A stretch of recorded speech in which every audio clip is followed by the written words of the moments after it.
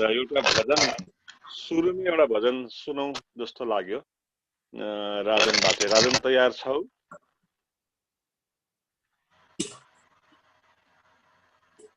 राजन तयार छौ? म तिमी तयारी गर्दै गर, म अलिकति केही कुरा भन्दै गर्छु। अरूको साउन्ड म्युट गर्दै हुन्थ्यो। अरूको जसलाई भनिन्छ उसको मात्रै ओपन गर्ने, अरूको म्युट गरिदिने। यहाँ खराक आवाज आइरहेछ। रेडी छौ होइन? हुन्छ बाबा, रेडी छु। ल सुरु गर अन्त, भजन सुरु गर। रचा है सृष्टि को जिस प्रभु ने, रचा है सृष्टि को जिस प्रभु ने, वही ये सृष्टि चला रहे हैं। रचा है सृष्टि को जिस प्रभु ने, वही ये सृष्टि चला रहे हैं। जो पेड़ हमने लगाया पहले, जो पेड़ हमने लगाया पहले, उसी का फल अब हम पा रहे हैं। रचा है सृष्टि को जिस प्रभु ने, वही ये सृष्टि चला रहे हैं। इसी धरा से शरीर पाए, इसी धरा में फिर सब समाए। इसी धरा से शरीर पाए, इसी धरा में फिर सब समाए। है सत्य नियम यही धरा का, है सत्य नियम यही धरा का। एक आ रहे हैं, एक जा रहे हैं। रचा है सृष्टि को प्रभु ने, वही ये सृष्टि चला रहे हैं। जिन्होंने भेजा जगत में जाना, तय कर दिया लौट के फिर से आना। जिन्होंने भेजा जगत में जाना, तय कर दिया लौट के फिर से आना।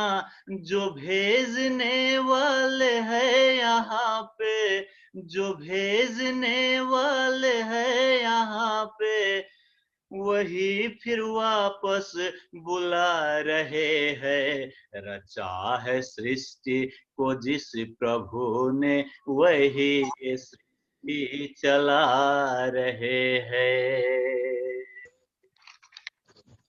बैठे हैं जो धान की बालियों में, लालियों में, बैठे हैं जो धान की बालियों में, समा है मेहंदी की लालियों में। हर डाल हर पत्ते में समाकर, हर डाल हर पत्ते में समाकर, फूल रंग बिरंगी खिला रहे हैं। रचा है सृष्टि को जिस प्रभु ने, वही ये सृष्टि चला रहे हैं। नमन बाबा। बहुत सुन्दर भजन नमन, धेरै सुन्दर भजन राजनलाई धन्यवाद। आज बिहानको यो दीक्षाको अलिकति अनुभव पनि सुनौँ राजन, अथवा राजनले भजन गाए हाम्रो के अरे तुलसाले अलिकति अनुभव।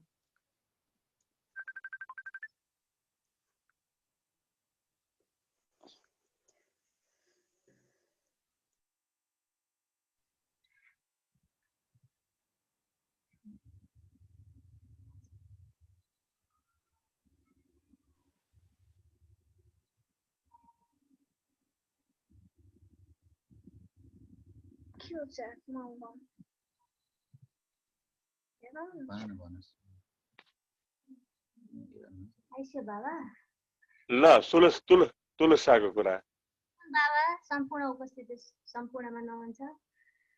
बाबा मैले कस्तो अर्कै सोचेको मेरो हामी दुवैजना एकै ठाउँ दीक्षा गराउन नबस्नु पर्ने रहेछ जस्तो भयो के ए मलाई खतरा कारण भयो मेरो दिमाग उतातिर डाइभर्ट भयो यस्तो थरथर कामेर रोएर एकदम के हो के म त कता बाबाले ठ्याक्क यहाँ सोचिरहेको छु यहाँ राख्दै रहेछ हात त्यति मात्र थाहा छ म पनि उतै हराएछु उहाँ पनि उतै बरु छुट्टा छुट्टै रुममा बस्नुपर्ने रहेछ जस्तो भयो त्यति हजुरको हात मात्रै याद छ मलाई पनि यहाँ अरू केही पनि फिलै गर्न सकिनँ मैले चाहिँ ओके अनि अब राजनको अनुभव राजनको त अनुभव सुनाउनु त बाबा मेरो अनुभव त हजुरले जब इन्डिभिजुअल जब मैले अब दिन थालेँ दीक्षा तिमीहरूलाई भन्नुभयो त्यस पछाडिबाट त मेरो शरीरमा भाइब्रेसन सुरु भएको अब त्यो अन्तिममा मैले आफूलाई कन्ट्रोल गर्न खोज्दा पनि कन्ट्रोल भइरहेको थिएन अब त्यो कसरी व्यक्त गर्नु त्यो खोइ कताबाट रुन आयो त्यो त्यस्तो त अहिलेसम्म मलाई त्यो भक्कानेर रोको मैले याद छैन त्यस्तो प्रभातले फोटो पनि उ गरेर रहेछ क्याप्चर गरेर भरे मलाई पठाइदिए पनि थियो एउटा अनि मलाई आफैलाई एकदमै मैले बाबा कस्तो भयो भनेदेखि सद्गुरु भने कस्तो हुँदो रहेछ भन्ने खालको एउटा फिल मलाई भित्रदेखि नै भयो मैले सुरुबाटै पनि मैले प्रे गरिरहेको थिएँ कि आज मलाई बाबाको यो दीक्षाबाट कुनै न कुनै हिसाबमा मेरो शारीरिक भित्रको कुनै नेगेटिभ चिजहरू सबै बाहिर निस्कोस् भन्ने एउटा सङ्कल्पको साथ म बसेको थिएँ बाबा त्यो सबै कुरो मलाई भित्रबाटै मेरो निस्के जस्तो मलाई फिल भयो अन्तिममा त बाबा दिउँसोभरि पनि अहिले बेलुकासम्म पनि म एउटा फुलको थुमो जस्तो भित्रदेखि नै हल्का भइरहेको थियो मलाई धन्यवाद यो यसमा म के भन्छु भने तुलसा डराउनु पर्दैन यो ब्लेसिङ हो एउटा इनर्जी गुरुले इनर्जी दिँदाखेरि त्यो इनर्जीले अलिकति पात्र साधकलाई छुन्छ त्यो छोएको हो तर त्यो अब सधैँ त्यो भइरहँदैन त्यो चाहिँ अब एउटा दीक्षाको टाइममा अथवा कहिलेकाहीँ ध्यान गर्दाखेरि हुन्छ तर ध्यान सक्ने बित्तिकै फेरि छोड्छ त्यो हराउँछ आफै हराउँछ तर पछि पछि ती अनुभवहरू अनि सबै हराएर जान्छन् अनि विशुद्ध चेतना मात्रै बाँकी रहन्छ भित्र अलिअलि केही बाँकी छ भने त्यो चिजहरू दग्ध हुनको लागि यस किसिमको स्थिति कहिलेकाहीँ बन्न सक्छ राम्रो भएको हो त्यो अब भन्नु पर्दाखेरि राम्रो भएको हो अब म अलिकति केही कुरा भनौँ आज पौष 2 गते डिसेम्बर महिनाको 17 तारिक आज उत्तरषाढा नक्षत्र पनि हो ध्रुव योग पनि हो आज अनि मार्ग शुक्ल तृतीया तिथि हो आज चाहिँ हामीले बिहान दीक्षाको कार्यक्रम थियो बिहान ध्यान गर्यौं हामीले र बिहान ध्यान चलिरहेको छ सबैलाई जानकारी गराउँ बिहान ध्यान चलिरहेको छ अहिले मलाई अस्ति अचानक म 3 घण्टामा आफू बस्ने भएको हुनाले 3 घण्टा 3 बजेदेखि 6 बजेसम्म म बस्ने भएको हुनाले अस्ति अचानक 4:30 बजेतिर कस्तो फिलिङ भयो भने 3 घण्टा म बस्छु बाँकी 1 घण्टा 2 घण्टा आफू बसेर 1 घण्टा चाहिँ मैले साधक साधिकासँग बसे भने साधक साधिकालाई नै काम लाग्दो हुन्छ भन्ने फिलिङ आयो भित्रबाट नभन्दै काम लाग्दो भएको छ जस्तै शान्ताले आफ्नो अनुभव बताउँछन् आज बिहानको शान्ताले आफ्नो अनि म शिष्य के हो दीक्षा के हो गुरु के हो यसको बारेमा अलिअलि चर्चा गर्छु जति भ्याउँछु त्यति चर्चा गर्छु अहिले चाहिँ शान्ताले बिहानको ध्यानमा कस्तो अनुभव भयो साहनाले त्यो चलाउन जानेकै छैन के गर्छ साहनाले एक ठाउँमा स्थिर बनाएर राख्नु नि साहना त्यो मोबाइललाई एक ठाउँमा स्थिर बनाएर राख्नु कसैलाई लगाउनु त्यो केटाकेटीहरू छन् कृषाहरू होलान् कसैलाई लगाऊ एक ठाउँमा मोबाइल स्थिर बनाएर राख्नु साहनालाई भनेको है मैले साहनालाई ल अब शान्ताको अनुभूति सुन्छौँ हामी बिहानको ध्यानको है दीक्षाको होइन अघि राजनबाट दीक्षाको कुरा सुनियो अब बिहान अस्तिबाट बिहानको ध्यान सुरु भएको छ शान्तालाई कस्तो अनुभव भयो शान्ता छौ त्यहाँ तिमी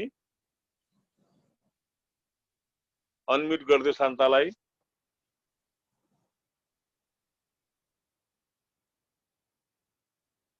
करिना मात्रै बसेको छ त बुवा खै आमा त माइती होला करिना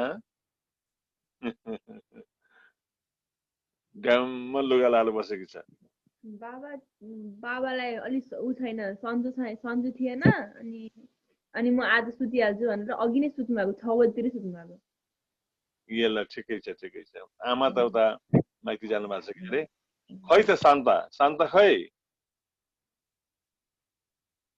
छैन शान्ता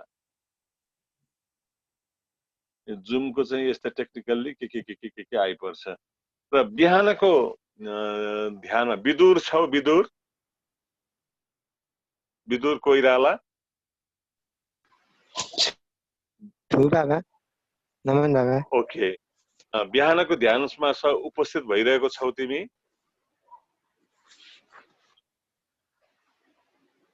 विदुर बिहानको ध्यानमा उपस्थित भएको छौ छु बाबा म उपस्थित भएको छु भइरहेको छ बिहानको ध्यानको फिलिङ बताऊ सम्बोधन गर्नुपर्छ बाबा यो मेरो फ्रन्ट क्यामेरा थोरै बिग्रेको छ कि इन्फर्मल टक हो केही सम्बोधन गर्नु पर्दैन ए हुन्छ बिहानको ध्यानमा चाहिँ अस्तिको दिन सुरुको दिनमा चाहिँ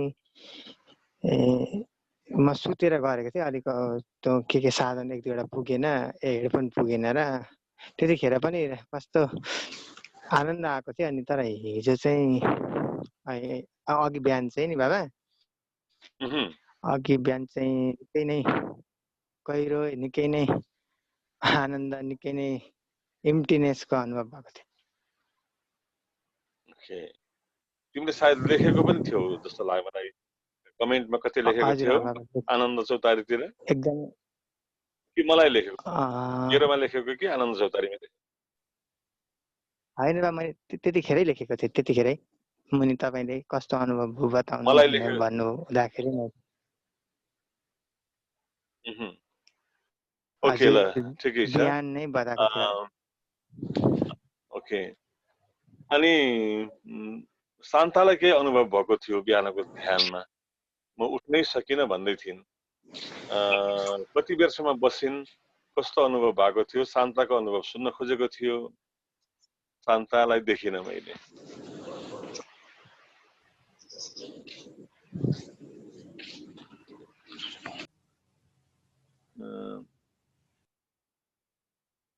मिठो भोइस सुजातो लाल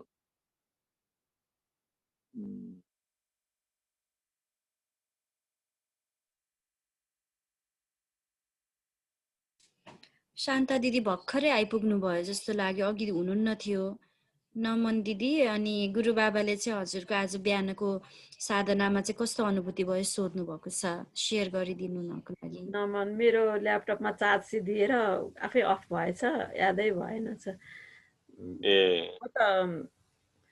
बिहान साधनामा दीक्षा साधना भन्दा पनि बिहानको बाबाको ध्यान कार्यक्रममा चाहिँ बाबासँग त 1 घण्टा बसे तर म अर्को 1 घण्टा पनि बसेछु कि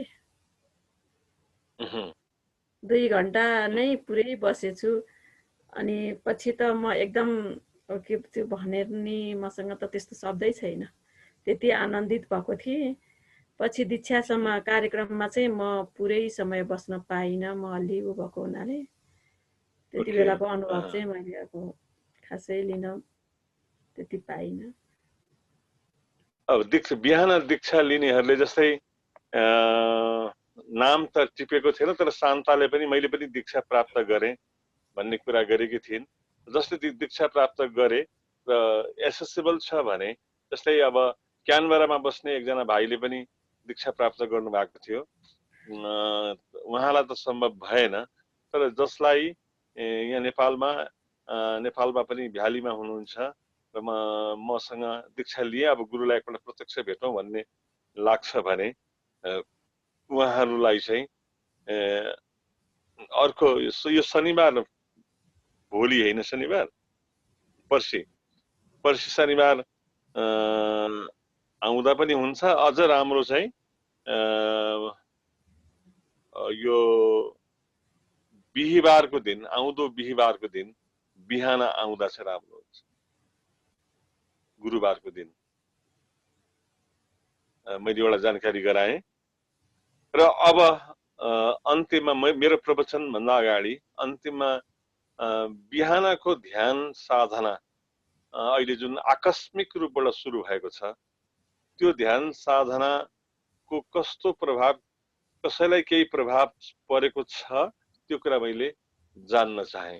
कस्तो फिलिङ भइरहेको छ, आकस्मिक सुरु भयो, परमात्माले गरा भनेको जस्तो लाग्यो, र कसलाई कतिको फाइदा भएको छ, कतिको मजा आएको छ, त्यो कुरा मैले सुन्न चाहे कसैबाट। नमन को? बबी भन। हजुर बाबा, त्यो दिन ठ्याक्क अब आफ्नो साधना गर्छु भनेर तयारी गर्दै थिएँ, अनि हजुरको म्यासेज पछि मात्र 5:30 बजेदेखि हेरिरहेको बेला अनि बस्ने बित्तिकै अब त्यो हुन्छ नि, त्यो मेरो लागि हो भन्ने अनुभव एकदम आइहाल्यो होइन। अब हिँड्न अब कमी भएको छ कि साधना, अब थोरै भयो, आफूले गरेको मात्र बाबासँग त हेरे बेर बसेर गर्न पाए हुन्थ्यो, त्यो सोचाइ त थिएन त्यति बेला चाहिँ आयो होइन। अनि बसेपछि खासै यति रोएँ कि मुख छोपेर, अब यहाँ बिहान चाहिँ सबै सुतिराखेको बेलामा थियो, एकदमै रुन आयो। त्यसपछि त यो मन पुरै खाली हजुरको ध्यानमा भएपछि त एक किसिमको शीतलता सुन्ने नै मन भयो। अनि त्यसपछि ओहो शान्ता दिदीले भने जस्तै त्यो दिन म उठ्नै सकिनँ। अब फेरि तयारी घरमा तयारी पनि गर्नु थियो, खाना नि बनाउनु पर्ने थियो, तर ढिलो हुँदै गयो। कसैसँग बोल्न नि मन लागेन, कहीँ एकान्तमा गएर बस्नु, अब यही रहेछ बल्ल आफूलाई चिने, त्यो एकदमै त्यो फिल भयो। बाबा मात्र सम्झी अनि पकाउँदा पनि छोरा बाबुहरूसँग पनि एकदमै कम बोली। अनि त्यसपछि बाबालाई 1 बजे फोन गर्छु र कुरा सेयर गर्छु भन्ने हजुरको फोन लागेन, तर त्यो हजुरसँग बोल्ने टाइम 1 देखि 2 बजेको टाइममा घाममा बसेर त्यही भजन खोजेँ मैले। अनि अब गुरुको भजन ठ्याक्क सर्ट गर्छु, अब अरू बेला त साई भजन अब राधेको यताउति हुने, फेरि उहाँ गुरुहरूलाई देख्छु के हुन्छ नि, अब मेरो आफ्नो गुरुलाई मात्र हेर्छु भनेर सर्च गर्दा ठ्याक्क कवीर साहबको त्यो फर्स्ट भजन फर्स्टमै त्यो सर्च भयो, सुने। एकदमै मेरो मनदेखि नै हजुरलाई नै भेटाएँ, त्यसमै हजुरलाई भेटाएपछि अनि दिनभरि 10-12 चोटि त्यो भजन सुने, एकदम हजुरको यादमा डुबे। अनि पछि सुजालाई त्यो अब त्यो आनन्द चौतारीमा पनि राखी, सुजालाई पनि सेन्ड गरेर आश्रममै बस्ने भजन रहेछ। अनि यति खुसी भएँ, यति खुसी ठ्याक्क बाबालाई 1 बजेको टाइममा बाबालाई सोधेर भजन एउटा कुनै भजन कुन भजन सुनौँ बाबा भन्छु भनेरै मैले हजुरलाई कल गरेको। अब हजुरले नै त्यहाँबाट त्यो भजनै हुन्छ नि, अब एकचोटिमै सर्च गर्दा त्यो भजन भेटाएपछि यो बाबाकै कृपा हो भन्ने एकदमै फिल भयो। अनि दिनभरि चाहिँ सुने, काम पनि गरेँ। अनि त्यसपछि त सुन्ने यति बढेछ बाबा, याद त हजुरको 24 घन्टा थियो, तर एक किसिमको रौनक हुन्छ नि, घरमा पनि उज्यालो अनुहार। अनि त्यसपछि त आज अनि हिजो पनि त्यस्तै भयो। अनि 1 घन्टा बितेकै थाहा पाउँदिनँ। 4 बजे उठ्छु, 4 बजे उठेदेखिबाट बसेको भनेको अहिले हो, रात 10 बजे सुतेर, तर पनि यस्तो कुर्ती यताउति सुन्ने एकदमै छ। हजुरको मात्र याद आउँछ 24 घन्टा। अनि आजकोमा पनि दीक्षाको उसमा हजुरले जहाँ ब्लेसिङ गरेको थियो त्यो सबै थाहा पाएँ। अनि सबै चक्रहरू भयो, अनादर ध्वनिदेखि लिएर सबै क्लियर नै सबै साउन्डहरू थाहा पाएँ होइन, हजुरको ब्लेसिङ। अनि त्यो जहाँ गर्छु त्यो धारा मात्र सौगात मेरो अब गुरु दक्षिणा भेट भएको छैन बाबापट्टि भनेर हजुरले हात ब्लेसिङ गरेपछि नै आँखाबाट आँसु नै वर्षा भयो, तर हलचल गरिन सबै ठाउँ थाहा पाएँ। अनि सबै सक्रिय हो बाबा। अनि अहिलेको ध्यानमा चाहिँ यति आनन्द आयो हजुरप्रति त अब बिहान गरेको अहिले डबल भइसक्यो, उठ्नै मन लागेन ध्यानबाट सबै चिजमा। फेरि भोलि दिउँसो सेयर गर्छु बाबा। ल ओके। अनि धन्यवाद बाबा। ल भोलि सुन्छु म तिम्रो कुराहरू भोलि सुन्छु। अब म अलिकति केही कुराहरू भनौँ। दीक्षा भनेको, अब दीक्षाको कुरा चलिरहेछ। दीक्षा भनेको चाहिँ के हो भने मैले बिहान नै भनेको थिएँ, 3 किसिमको दीक्षा हुन्छ। एउटा मन्त्र दीक्षा, एउटा साधना दीक्षा र एउटा क्रियायोग दीक्षा। अथवा योगको दीक्षा, यो 3 किसिमको। अनि नाम दीक्षा आज बिहान दिएको चाहिँ नाम दीक्षा हो। अरू जति पनि दीक्षाहरू छन् ती सबै दीक्षाहरूबाट एउटा गुरु र शिष्यको गहिरो अन्तरङ्ग सम्बन्ध घाँसिँदैन, तर नाम दीक्षा पछि चाहिँ गुरु र शिष्यको एउटा अन्तरङ्ग सम्बन्ध घाँसिन्छ, गुरु र शिष्यको बीचमा एउटा इन्टरनल रिलेसन घाँसिन्छ। अनि त्यो शिष्यप्रति गुरुको जिम्मेवारी बढ्छ अनि शिष्यको पनि गुरुप्रति समर्पण बढ्छ। यो दीक्षा हो। दीक्षा भनेको त्यो दीक्षाको लागि विधिवत यसो गर्नुपर्ने उसो गर्नुपर्ने भन्ने छैन। It's a kind of heart to heart connection, हृदय र हृदयको मिलन हो। हृदय र हृदयको गुरु र शिष्यको हार्ट टु हार्ट कम्युनिकेसन भएपछि, कम्युनियन भएपछि त्यो नै दीक्षा हो। दीक्षा घटिसक्यो। कहिलेकाहीँ सपनामा दीक्षा घट्छ। एउटा अचम्मको कुरा सुन्नु है, कहिलेकाहीँ प्रत्यक्ष गुरुले भेट्न पाउनु भएन भने सूक्ष्म शरीरबाट शिष्यबाटमा गएर सपनाबाट दीक्षा दिनुहुन्छ, सपनामा शक्तिपात गरिदिनुहुन्छ। मैले पनि सपनामा शक्तिपात पाएको थिएँ केही अदृश्य शक्तिहरूबाट, अद्भुत एउटा शक्ति पाएको थिएँ। मैले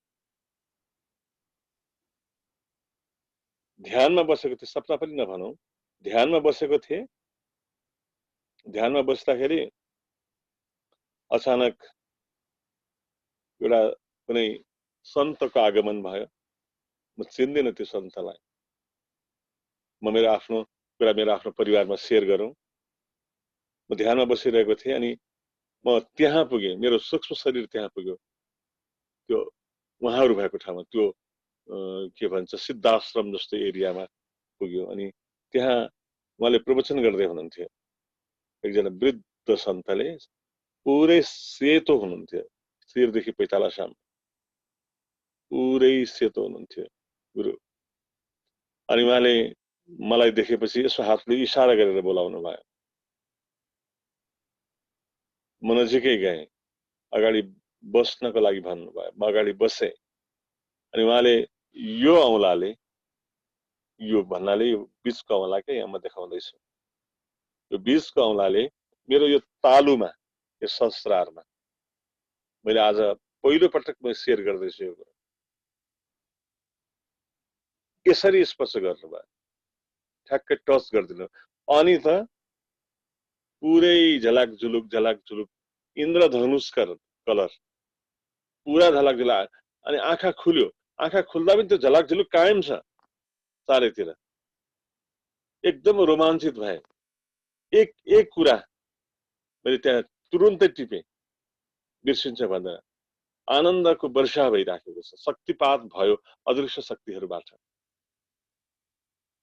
अनि मलाई के लाग्यो भने त्यो आनन्दको क्षण, त्यो महानुभाव, त्यो सफेद वस्त्रधारी त्यो महानुभाव को हुनुहुन्छ मलाई थाहा छैन, फेरि जुड्न पाए हुन्थ्यो भनेर लाग्यो।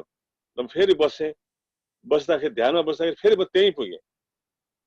त्यहाँ पुग्दा उहाँले यसो इसारा गरेर, पुल जस्तो एरिया थियो, एउटा अग्लो ठाउँमा बस्नु भएको थियो, यसो तलतिर इसारा गर्दाखेरि एउटा दुधको भरिएको बोतल माथि उक्लिँदै थियो। सुन्दाखेरि एकदम अचम्म लाग्छ। अनि उहाँले भन्नुभयो त्यो बोतल तै हो, त्यो बोतल नै त हो, त नै त्यो बोतल हो। अनि उहाँ त्यहाँबाट उठेर जानुभयो। जाँदाखेरि मलाई उहाँ सँगसँगै जाउँ जस्तो फिलिङ भएको थियो। उहाँ को हुनुहुन्थ्यो मलाई अहिलेसम्म थाहा छैन। अनि त्यहाँ भित्र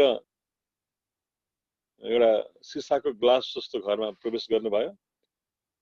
त्यहाँ मलाई रोकियो, मलाई भित्र जान दिएन, तर उहाँले मलाई इसारा गरेर बोलाउनु भयो, उसलाई आउन देऊ भनेर। म भित्र गएँ, उहाँको निकट गएर ठ्याक्क बसेँ।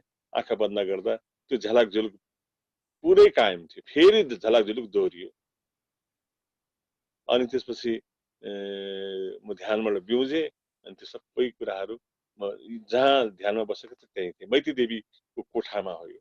मैती देवीको एउटा घरमा फ्ल्याट लिएर बसेका थियौँ, एउटा कोठामा म बस्थेँ, म ध्यान गरेँ, यही मैले पढ्न बस्दाखेरिको कुरा हो। अब यो दीक्षाको कुरा, सपनामा पनि दीक्षा हुन्छ सद्गुरुहरूबाट, ध्यानमा पनि दीक्षा हुन्छ। दीक्षा भनेको एउटा गुरु र शिष्यको मिलनको माध्यम हो दीक्षा। दीक्षा चाहिँ अब गुरु त म छोटकरीमा भन्दैछु सबै कुरा, मैले बारम्बार भनेको छु, रेडियोमा कति बोलेको छु मैले, तर यहाँ टु द पोइन्ट आज यही प्रसङ्ग उठेको हुनाले,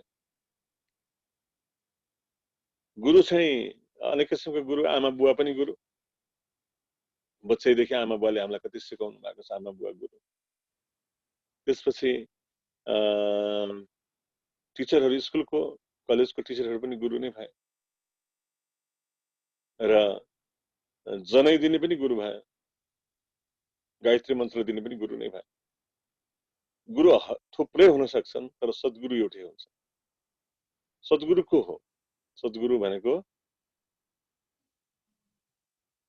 काल कर्म भव दुख से तुम ही छुड़ावनहार, परमहंस पद देत हो छेर अक्षर के पार। जसले त्यो परम स्थिति परमहंसको पदमा पुर्याइदिन्छ, त्यो सद्गुरु। गुरु कंचन, गुरु पारस, गुरु चंदन परमान, तुम सतगुरु दीपक भए किए जो आप समान। सद्गुरु तपाईँ कंचन भन्दा पनि अझ, कंचन भन्दाखेरि सद्गुरु और पारस में बड़ो अंतरो जान। सद्गुरु और पारस में बड़ो गुरु कंचन गुरु पारस भनेर भन्नुभयो महामतीले, तर यहाँ सद्गुरु कबीर के भन्नुहुन्छ भने सद्गुरु और पारस में बड़ो अंतर जान, फरक छ, फरक भन्नुहुन्छ। अनि त्यो पारसले चाहिँ उहाँ लोहेको कञ्चन गरे, फलामलाई सुन बनाउने हो पारसले, तर सद्गुरुले के गर्नुहुन्छ? गुरु करे आप समान, सद्गुरुले शिष्यलाई आफू जस्तै बनाउनु, आफ्नो स्थिति मिलाइदिनुहुन्छ, आफ्नो चैतन्यको अवस्थामा, सत्ययुगको अवस्थामा ल्याइदिनुहुन्छ। त्यसकारण गुरुलाई व्याख्या कसरी गर्ने? सद्गुरुको व्याख्या, यहाँ सद्गुरुको कुरा हो। दत्तात्रेयको त 24 गुरु थिए। सुफी सन्त हसनको 48 गुरु थिए। सुफी सन्त हसनले चोरलाई पनि गुरु बनाएको, कुकुरलाई पनि गुरु बनाएको, बच्चालाई पनि गुरु बनाएको। सुफी सन्त हसनले चोर कसरी गुरु भनेर सोधे कसैले, शिष्यहरूले। चोर कसरी गुरु भने, एक दिन म घुम्दै गएको, रात पर्यो, एउटा गाउँमा पुगेपछि, एउटा घरको नजिक पुगेपछि त्यहाँ बास बस्नु पर्यो भनेर ढोका ढकढकाएँ। एउटा मान्छेले ढोका खोल्यो। त्यो मान्छेले के भन्यो भने, किन ढोका ढकढकाउनु भयो भन्दाखेरि हसनले, म यहाँ बस्न चाहन्छु आज राति, म राति यहाँ अँधेरो भयो, अब कहाँ जाउँ म भन्दा, बस्न त बस्छ, तर म चोर हुँ, अब म त ड्युटीमा निक्लिनु पर्छ, अब यहाँ भित्र खानेकुराहरू केही छ भने झिकेर खाऊ आफैले, नभए बनाएर खाऊ, म बस्न पाइनँ, तिमीलाई साथ दिन पाइनँ। हुन्छ भन्यो। हसन बस्यो, चोर निक्लेर गयो। बिहानी पख चोर आयो, रित्तै आयो, केही ल्यायो, आज त मिलेन, आज पाइएन, आज अनुकूलता परेन, भोलि पाइन्छ, भोलि। हरेक दिन रित्तै आउँथ्यो र भोलिको आशा छोड्दैन। अनि हसनले भने त्यो मेरो गुरु हो, किनकि म पनि हरिलाई चोर्न निक्लेको, परमात्मालाई चोर्न निक्लेको एउटा चोरै त हो। म चाहिँ किन हरिस खाने?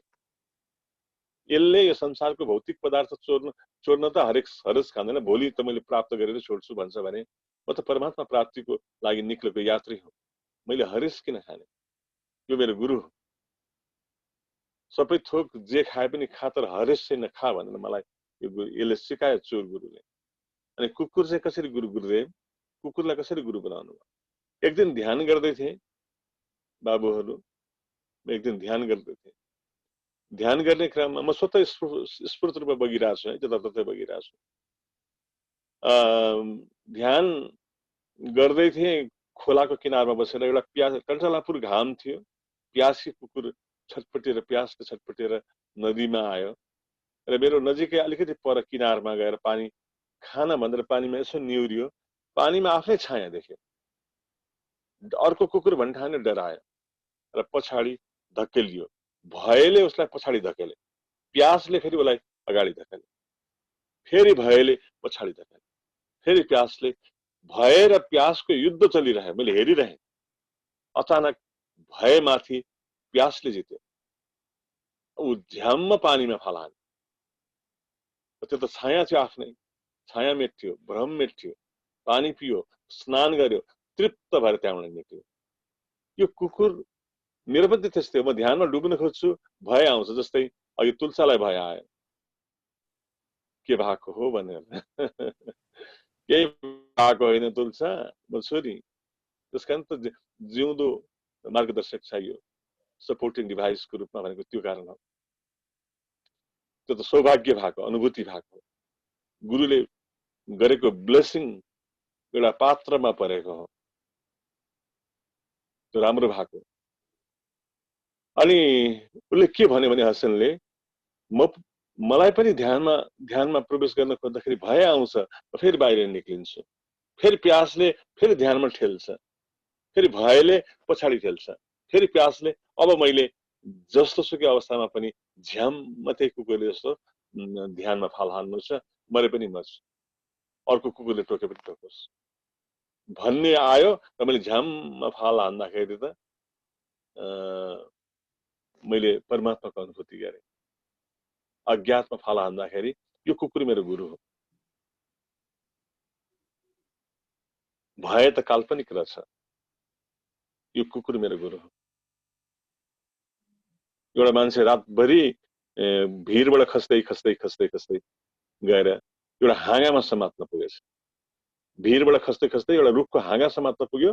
भयङ्कर अँध्यारो थियो, रातभरि झुन्डिरह्यो। किनकि हाँगा छोडिदियो भने तल कहाँ हो, खस्ने पो हो कि मर्ने पो हो कि, कहाँ हो तल। त्यसकारण हात छोडेन रातभरि। बिहानी पक्क उज्यालो भएर यसो तल हेरेको त 2 फुट पनि जमिन रहेछ। उसले आँट गरेको भए रातभरि झुन्डिनु पर्दैन थियो। भयमाथि प्यासको विजय यो कुकुरको कारणले भयो।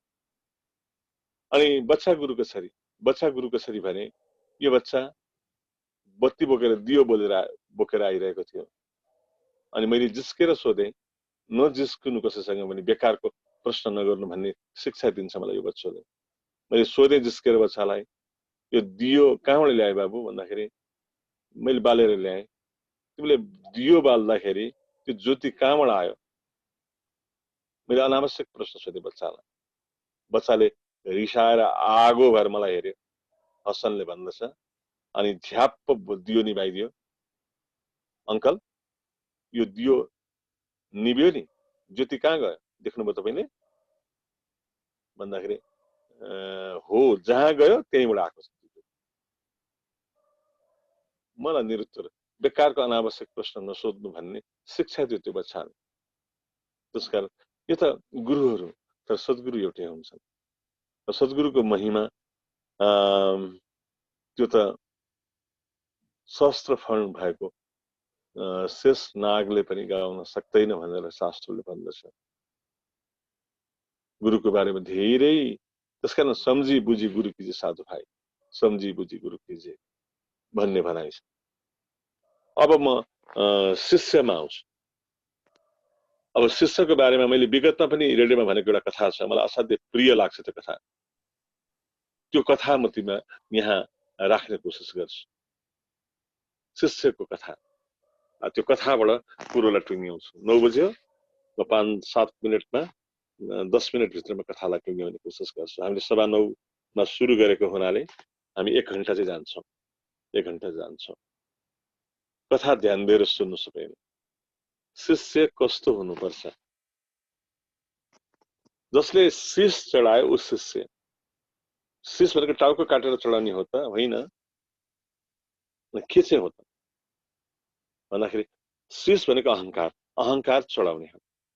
अहंकार चढाउने कसरी चढाउने? मैले आजदेखि अहंकार चढाएँ। जसरी ओम शान्तिमा माउन्ट आबु जाँदाखेरि त्यहाँ शान्तिवन भन्ने ठाउँ छ, तल माथि चाहिँ पाण्डव भवन छ, तल शान्तिवन छ। शान्तिवनमा ठुलो एउटा दान पेटिका राखेर तल लेखेको, दान पेटिकामा लेखेको छ विकारको दान गर्ने ठाउँ भनेर, विकार का दान करने का स्थान। म हाँसे त्यहाँ बसेर, मरी हाँसे, मलाई साँच्चै हाँस उठ्यो। अनि मलाई लैजाने भाइ विजय सिग्देल भन्ने हुनुहुन्थ्यो। अनि सर किन हाँस्नुभयो भन्दाखेरि मेरो हाँसो नै रोकिएन। किन हाँस्नुभयो, के भयो, कसैले केही भन्यो भन्दा होइन यो हेर्नु नि भाँडामा लेखेको कुरा, यो त ठिकै छ नि त। हामी यो त विकारलाई दान सक्नुहुन्छ, तपाईले विकारलाई दान गर्न सक्नुहुन्छ, चाहिने कुरा पनि लेख्नुपर्छ त। कतिजनाले विकार दान गरे अहिलेसम्म? काम वासना विकार हो, डीप रुटेड, क्रोध विकार हो, डीप रुटेड, त्यो दान हुन्छ कि त्यसको रूपान्तरण हुन्छ? म त हाँस उठ्यो। विकार इनर्जी हो, इनर्जीको रूपान्तरण हुन्छ, दान हुँदैन। इनर्जी नष्ट पनि हुँदैन, इनर्जी दमन पनि हुँदैन। इनर्जीलाई दबाउन पनि, काम वासनालाई दबाउन सकिँदैन, क्रोधलाई दबाउन सकिँदैन, लोभ मोह अहंकार ईर्ष्या द्वेष मद मत्सर यी विकार हुन्, दबाउन सकिँदैन। अनि दान गर्न पनि सकिँदैन।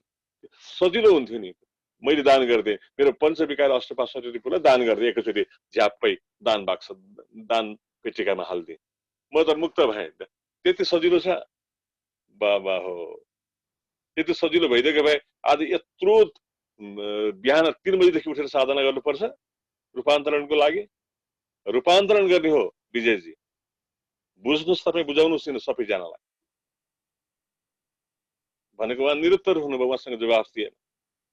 दान पेटिका त्यो त हास्यास्पद एउटा खेल जस्तो, एउटा पसल जस्तो, एउटा रमाइलो क्या। यसो दान पेटिका चित्रहरू फोटो 2-3 ठाउँमा हाँसे म। एक ठाउँमा चाहिँ फोटो हेरेर हाँसे।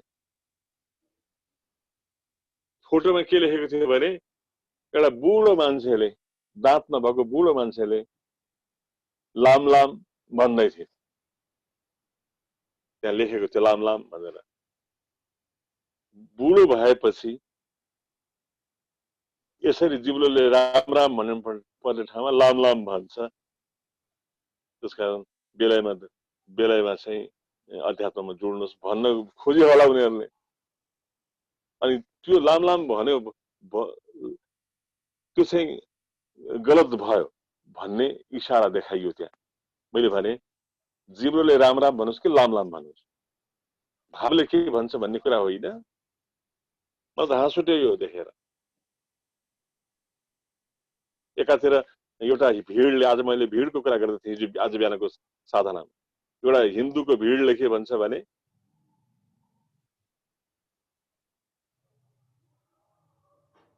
हिन्दूहरूको भिडले चाहिँ एउटा कुरामा विश्वास गरेको छ, मुसलमानहरूको भिडले अर्को कुरामा विश्वास गरेको छ, क्रिस्चियनहरूको भिडले अर्को कुरामा विश्वास गरेको छ। अनि एउटा भिडले गरेको विश्वासमा अर्को भिडलाई विश्वास छैन, अर्को भिडले गरेको विश्वासमा अर्को भिडलाई विश्वास छैन। भिडको आफ्नै मान्यता र कल्पनाहरू छ। विकारको दान हुन सक्दैन। शिष्य भनेको शिर जसले अहंकारलाई रूपान्तरण गर्ने प्रयासमा लाग्यो त्यो शिष्य हो। जो समर्पणको बाटोमा लाग्यो त्यो शिष्य हो।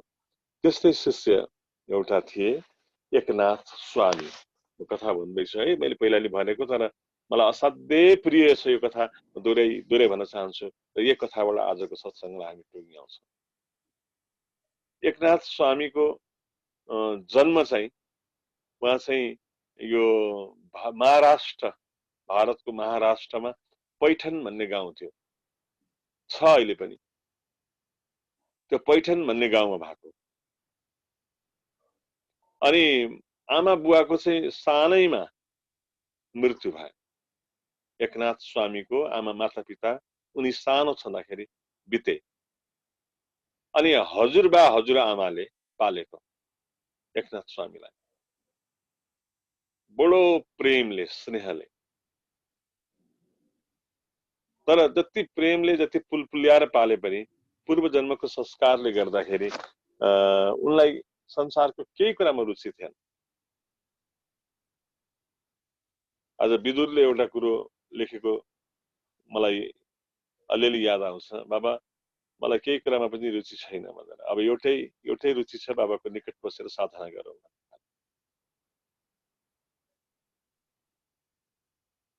रुचि नभए पनि आफ्नो उमेर र अवस्था अनुसार अलिअलि केही न केही निष्काम भावले कर्म त गर्नुपर्छ विदुर। त्यस्तै थियो यो एकनाथ स्वामीको पनि स्थिति। केही कुरामा पनि रुचि थिएन। सच्चा आनन्द पाउने अभिलाषा बोकेर उनी चाहिँ सधैँभरि ऊ के हुन्छ भने उदास बनेर बसिरहन्छ। लाइन गयो यहाँ त, त्यतातिर लाइन गयो, त्यता लाइन गएको हो, यहाँ त लाइन गयो। मेरो आवाज सुनिँदैछ? असीम, सुजा, कसले सुनेको छ मेरो आवाज? सुनेको छ बाबा। यहाँ झ्याप्पै लाइन गयो, लाइन गयो। यहाँ इन्भर्टर भएको हुनाले यहाँ अप्ठ्यारो त परेन, तर लाइन गयो। ठिकै छ। र हजुरबा हजुरआमाले बडो प्रेमले पालेको, फुलफुल्याएर पालेको, तर पूर्व जन्मको संस्कारको कारणले गर्दाखेरि उनलाई भौतिक पदार्थमा केहीमा पनि आसक्ति र रुचि भएन र सच्चा आनन्द प्राप्त गर्ने अभिलाषा बोकेर सधैँ संसारप्रति उदासीन बनेर बसिरहन्थे। देव दर्शनको लागि मन्दिर पनि जान्थे, कथाहरू पनि सुन्थे, तर त्यो दर्शन र कथाहरूमा समय बिताउँदाखेरि पनि उनको जुन प्यास मेटिएन, उनको जुन परमात्माको भोग थियो त्यो मेटिएन। र उनले एउटा कुरा के सुनेका थिए भनेदेखि परमको अनुभूति, त्यो परमात्माको अनुभूति सद्गुरुको निकटमा रहेर, सद्गुरुको संरक्षणमा रहेर मात्रै हुन सक्छ भन्ने कुरा उनले सुनेका थिए। र अर्को कुरा के सुनेका थिए भने त्यही उनको गाउँबाट, पैठन गाउँबाट अलिकति पर देवगढ भन्ने एउटा राज्य थियो, 50 किलोमिटर जति पर, 50-60 किलोमिटर पर। अनि त्यहाँ चाहिँ एउटा मन्त्री थिए, त्यो राज्यमा एउटा मन्त्री थिए, उनको नाम थियो जनार्दन स्वामी। एकदमै ध्यान दिएर सुनौ, म यो कथालाई आज भ्याउँदिन जस्तो लाग्छ, लामो कथा छ, जति भ्याउँछु त्यति भन्छु आज म समय हेरेर।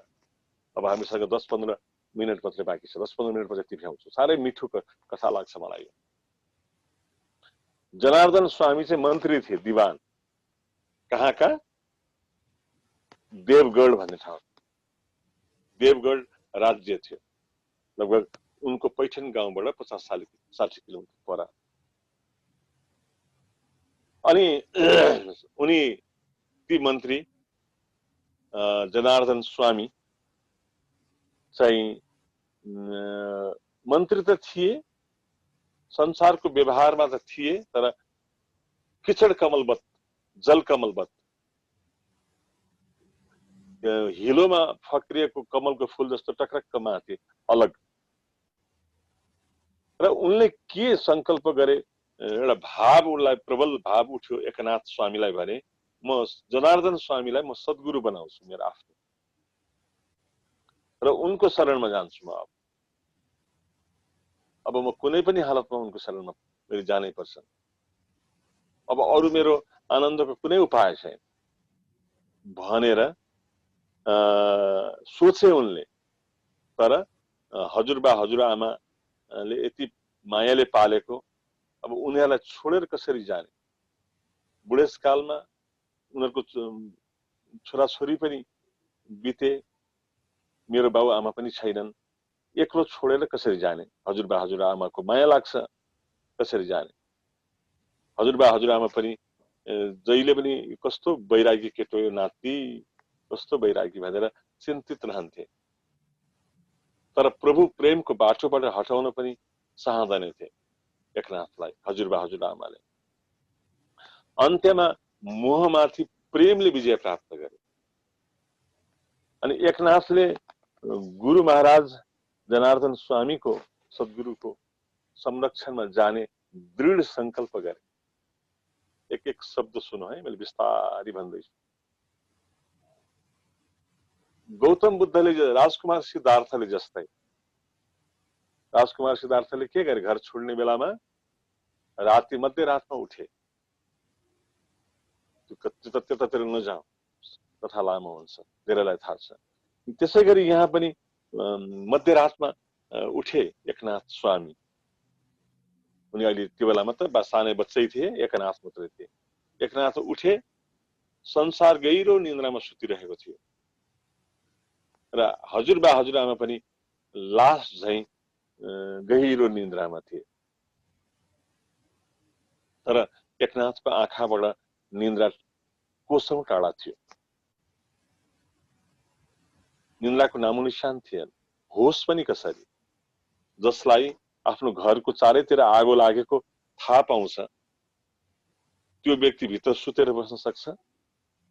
एकनाथलाई त्यस्तै भएको थियो। जिन्दगीमा त आगो लागिसक्यो, अब म सुतेर बस्नु कसरी? कसरी निक्लौं यो घरबाट बाहिर? उनले राम्रोसँग बुझेको थिए यो संसार, यो घर काठको कोठरी जस्तै हो भनेर। यहाँ थुप्रै विकारको अग्निले भत्ती धपधपी बलिरहेको छ। संसार मोहरूपी निन्द्रामा सुतिरहेको छ। काम, क्रोध, लोभ, मोह, अहंकार, अष्टपाश र रिपुको अग्निमा जलेर खरानी हुँदैछ संसार। यो अग्निबाट म निक्लिनै पर्छ, कुनै पनि हालतमा पस्नै पर्छ। एकनाथ यस किसिमको अग्निबाट निक्लेर ऊ शान्ति, सुख शीतल शान्ति प्राप्त गर्न चाहन्थे। त्यसकारण निन्द्रा पनि भोग पनि भागेको थियो। एउटै ध्यान थियो उनलाई, एउटै चिन्ता थियो कि कहिले त्यो शुभ समय आउला र म मेरो सद्गुरु जनार्दन स्वामीको चरणमा गएर साष्टाङ्ग दण्डवत प्रणाम गरेर उहाँको संरक्षण बस्न सकुला। त्यो चिन्ता थियो उनलाई। रातको 12 बजीतिर उनी जुरुक्क उठे, बिस्तारै ढोका खोले, घरबाट बाहिर निक्ले। दसै दिशामा घनघोर चुप घोप्ट्याए झैंको अन्धकार थियो। आकाशमा ताराहरू टिमटिमाइराखेका थिए। तर एकनाथको हृदयमा गुरु दर्शनको आशारूपी दीपक बलिरहेको थियो। आशारूपी दीपकको ज्योति जलिरहेको थियो। एकनाथले घरबाट निस्किँदै हजुरबा हजुरआमा र आफ्नो प्रिय परिवारलाई सम्झेर डाको छोडेर रोए बाहिर। आँखामा आँसु भरियो। तर एकनाथले आफ्नो यो दुर्बलतामाथि विजय हासिल गरे र अन्धकारमा एक एक कदम फुक्दै फुक्दै अगाडि बढ्दै गए। दाना पानी जतिसुकै भए पनि यदि पंक्षीले, पिजडाको पंक्षीले पिजडाको ढोका खुल्लै पायो भने बालक बबुरो दिजसक नाम हुम परेको छु पिजडामा मकन हरे शिव शान्ति रक्षैन सपना बिच पनि रत्ती भर छैन। कवि शिरोमणि लेखनाथ पौडेलको रचना। दाना पानी जतिसुकै प्रशस्त पाए पनि पिजडाको झ्याल ढोकाहरू खुल्ला देख्यो भनेदेखि पक्षी दाना पानीको लोभ छोडेर पिजडाबाट भागेर भुरेर जंगलतिर जान्छ। त्यसैगरी एकनाथले पनि मोहरूपी पिजडालाई तोडेर त्यो प्रकाशको खोजीमा रातको अन्धकारलाई चिर्दै चिर्दै अगाडि बढ्दै थिए। संसारको दुःखबाट मुक्त हुन चाहन्थे। त कुनै पनि अब अगाडि आउने वाला कुनै पनि कष्टको उनलाई प्रभाव थिएन। अन्धकारमा उनी लड्दै लड्दै कति ठाउँमा ढुङ्गाले काट्यो, काँडाले घोच्यो, बुढाहरू रगताम्य भए, खाल्टोमा खसे, ढुङ्गाहरूमा ठोकिए, कपडाहरू च्यातियो, गोडा काँडाले छिया पार्यो, तर कुनै चिन्ता छैन, कुनै चिन्ता छैन। कहिलेकाहीँ स्याल हुच्चिलको आवाज आउँथ्यो, पर स्याल कराको आवाज आउँथ्यो, रातको बेला थियो, डरलाग्दो जंगली जनावरहरूको आवाज कानमा सुनिन्थ्यो, तर निर्भय भएर एकनाथ अगाडि बढ्दै गए, किनकि सद्गुरुको शरणमा जानु थियो, सद्गुरुको चरणमा जानु थियो। उनी आफ्नो बाटोमा अगाडि बढ्दै गए। त्यो बच्चा एकनाथ, सानो बच्चा एकनाथ, र बिहान भयो, रातभरि हिँडेपछि बिहानी पख के भयो भने यता चाहिँ घरमा बाबु एकनाथ छिट्टै उठ्थ्यो, यो केटो कहाँ गयो आज, बाबु गरेर हेर्दा छैन, बाबु यता उता खोलामा पो गयो कि ध्यान गर्न पो गयो, कहीँ छैन। अनि हजुरबा हजुरआमा मान्छेलाई जम्मा गरेर लौ न नाति कता गयो, लौ न नाति हरायो, लौ न खोजिदिनु न नाति हरायो। गाउँमै उदासी छायो, गाउँले माया गर्थ्यो एकनाथलाई, त्यति प्यारो बच्चा थियो। पन्छी उडेर गइसकेको थियो, रित्तो पिजडालाई हेरेर मान्छे रुँदै थिए।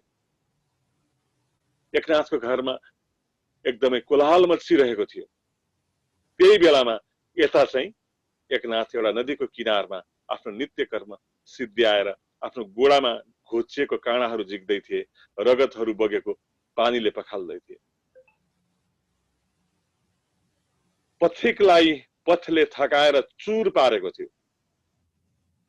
तर सद्गुरुको मिलनको जुन एउटा कल्पना छ, त्यो कल्पनाको आनन्दले हृदय खुसीले गदगद भइरहेको थियो। दुनिया से छुटा नाता भई हरि मिलन की आशा, त्यस्तो स्थिति थियो एकनाथको। आशा भन्दै थिए एकनाथ त भाग्यशाली रहेछस्, कति भाग्यमानी रहेछस् एकनाथ तपाईं। गुरु सद्गुरुको प्रेम तेरो हृदयमा यति सानै उमेरमा तलाई सद्गुरुको प्रेमले सतायो। आशा भन्दै थिए उसको भित्रको आशाले। मान्छे यो उमेरमा खेलकुदमा रमाउँछन्, तलाई सद्गुरुको प्रेम जाग्यो तेरो हृदयमा, कति भाग्यमानी छस्, तो सद्गुरु प्राप्तिको लागि हिँडेको कति भाग्यमानी छस् भन्दै थियो आशाले।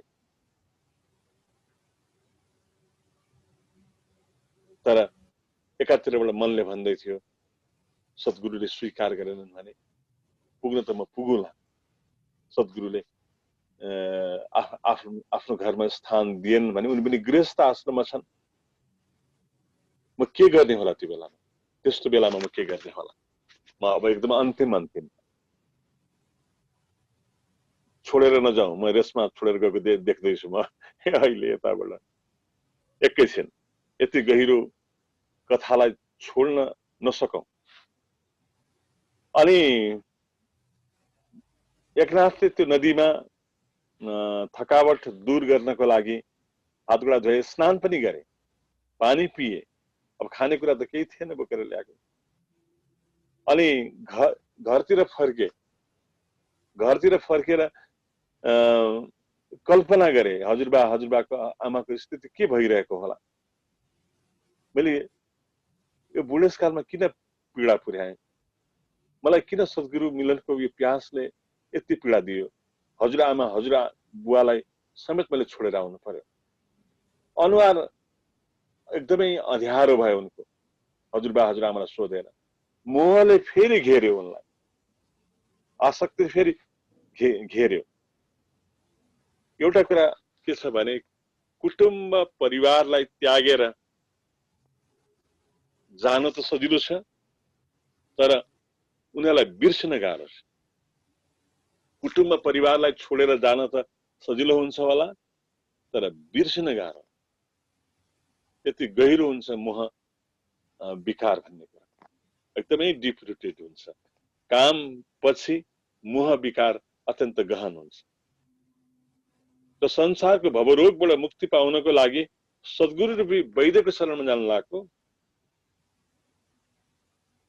मोहमाथि त विजय प्राप्त गर्नु नै पर्यो।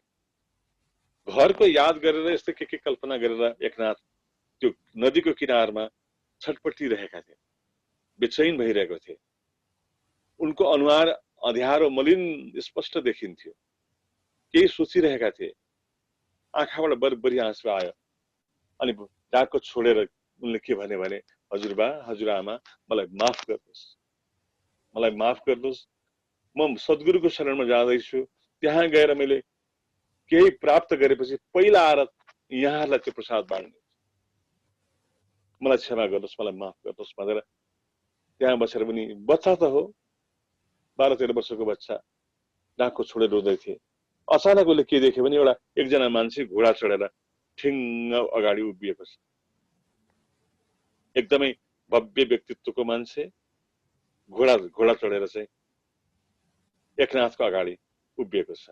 र एकनाथलाई भन्दैछ उसले, त्यो घोडा चढेको मान्छेले, कि बाबु के सोचेको, कहाँबाट आएको, कहाँ जाने हो तिमी, किन रोको, तिम्रो चिन्ताको कारण के हो, किन चिन्तित, जाने कहाँ हो तिमी? एकनाथले भने घोडचढी महोदय मलाई टाढा जानु छ, टाढा मेरो सद्गुरुको शरणमा जानु छ। टाढा त टाढा, ठाउँ त होला नि त, यो ठाउँमा जाने भन्ने कुरा। कुन ठाउँमा जाने हो? यो प्रदेशमा तिमीलाई सहानुभूति गर्ने मान्छे कोही पनि हुँदैन नि। यता यति सानो उमेरमा घर छोडेर भाग्न नहुने, घर छोडेर भागेछौ, ठिक गरेनौ बाबु, घर फर्क जाऊ, को छन् घरमा, रोदै होला भन्दा होइन, तपाईको प्रेमको लागि धन्यवाद, म सद्गुरुको शरणमा जाँदैछु। एकनाथ त्यो घोडचढी देखेर खुसी पनि हुँदै थिए, दुखी पनि हुँदै थिए। उनी भन्दै थिए म मेरो सद्गुरुबाट, मेरो गुरु महाराजबाट म जाँदैछु। अनि को हो तिम्रो गुरु महाराज, कहाँ हुनुहुन्छ, कहाँ बस्नुहुन्छ? तिमी जस्तो यस्तो प्यारो शिष्य प्राप्त गर्ने त्यो गुरु महाराज को हो? एकनाथले एकदमै शिर निहुराएर भने पण्डित जनार्दन स्वामी। अनि दुईटै हात जोडेर टाउको झुकाए, मानव गुरु महाराज अगाडि उभिएका छन्। त्यो बटुवा घोडचढी घोडाबाट उत्रिए र एकनाथले आफ्नो गुरुलाई त्यो भक्ति भाव देखाएको देखेर खुसी भए र एकनाथलाई भन्न थाले, देवगढको कुरा गरेको तिमीले, देवगढको मन्त्री जनार्दन स्वामीको कुरा गरेको तिमीले बाबु?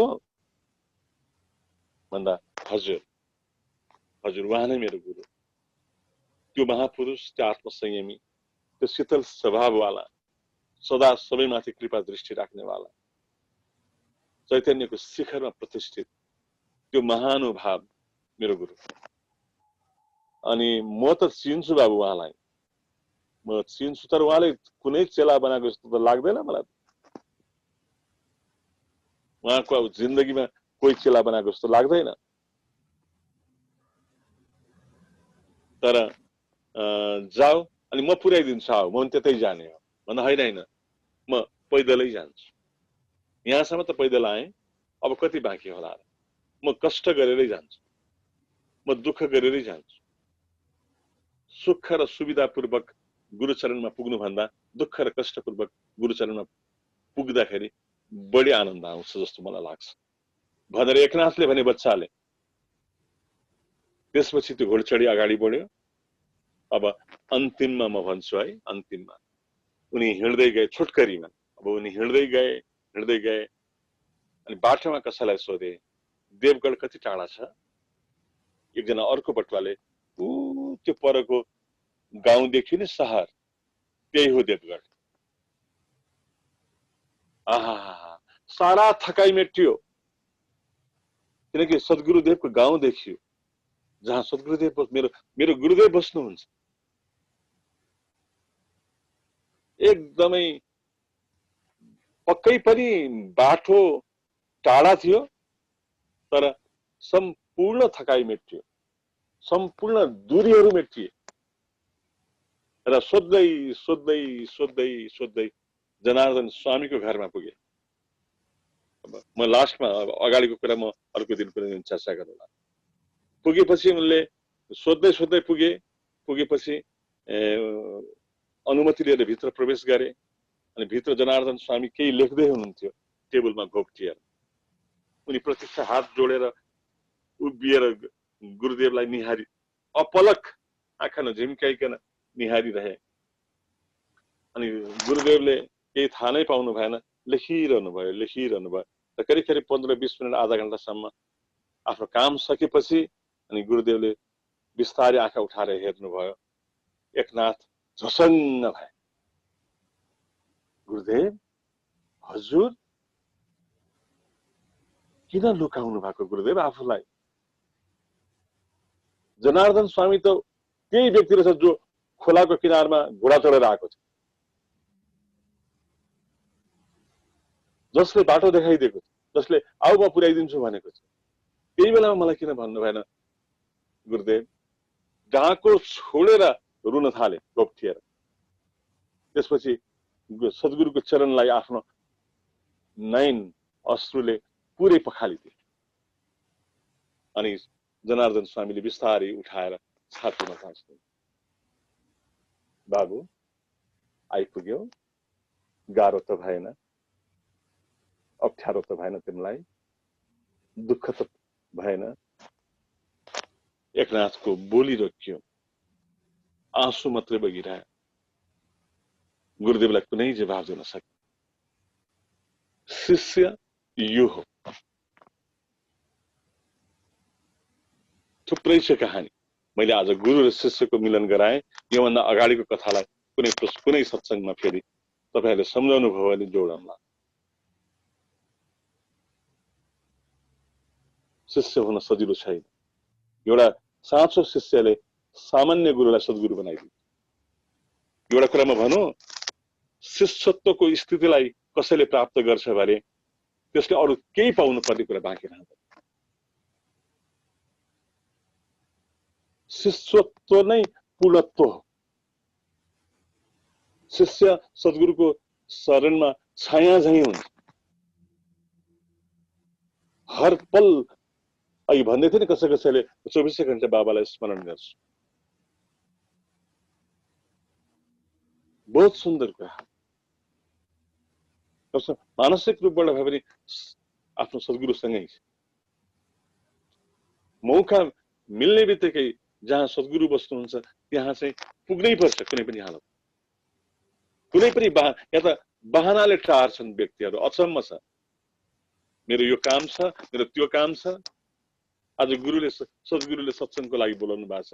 यो हो हुन त, तर मलाई आज मिटिङमा जानु छ, मलाई मेरो चाहिँ यो फलाना संस्थाको काममा जानु छ, आज त्यहाँ मेरो वार्षिक उत्सव छ।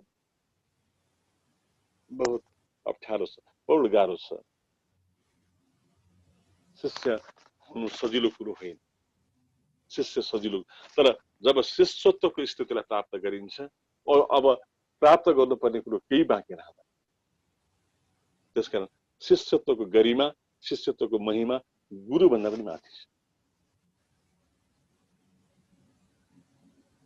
शिष्य भनेको सानो चान्चुने कुरो होइन। शिष्यको आराधना, साँचो शिष्यको आराधना त देवी देवताले पनि गर्छन्। साँचो शिष्यको उपासना त साँचो शिष्य जस्तो बन्ने चाहना अदृश्य देवी देवताहरूले पनि राख्छन्।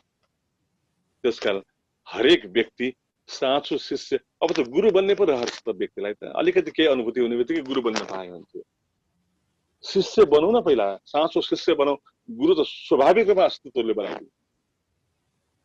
अहंकारले गुरु बन्यो भने खुब दुःख पाउँछ त्यो मान्छे।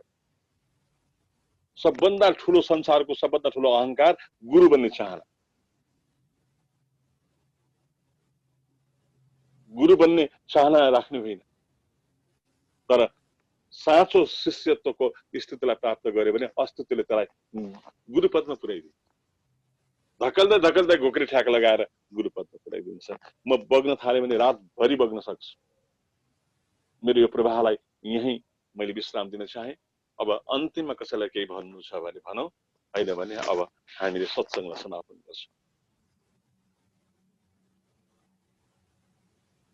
कसैलाई केही भनौँ भन्ने भाव छ भने भनौँ, होइन भने हामी ध्यान त बिहान गर्छौँ, अहिले गर्दैनौँ ध्यान, बिहान गर्छौँ 5 बजी ध्यान गर्छौँ, 5 देखि 6। अरू कसैलाई केही भन्ने भाव छ भने व्यक्त गर्न सकिन्छ। हामी ठ्याक्कै 2-3 मिनट भित्रमा कसैको एकजनाको भाव लिउँ, त्यसपछि 9:30 बजे यसलाई टुङ्ग्याइदिउँ, 10 बजे भित्रमा सुताउँ। कस्तो लाग्यो कथा ल कसैले मलाई जवाफ दिनु पर्यो। कस्तो लाग्यो? म स्वतः स्फूर्त रूपमा बगेको हुँ, मलाई थाहा थिएन आज म के बोल्छु भनेर। हुन त मैले दीक्षाको बारेमा बोल्छु होला है भनेको थिएँ मैले बिहान साधुखाल। कस्तो लाग्यो? आफूमा शिष्यत्वको पात्रता छ वा छैन के लाग्यो? कसैले त भनौँ, स्वाभाविक रूपमा स्वतः स्फूर्त रूपमा कसैले भनौँ। एकजनाले भने हुन्छ।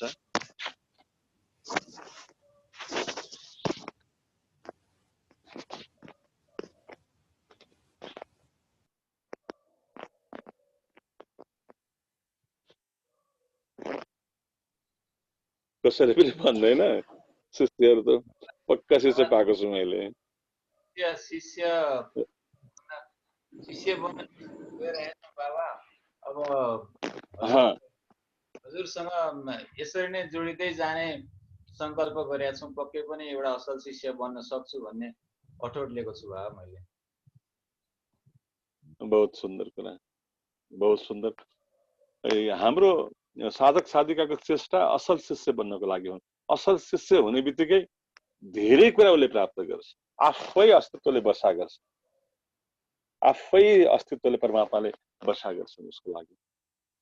सारा द्वार दरवाजाहरू उसको लागि खुल्दै जान्छ। बन्न सक्नु पर्यो सत्शिष्य। सत्शिष्यले सामान्य गुरुलाई सद्गुरु बनाइदिन्छ। अघि नै भने अब एकजना अरू कोही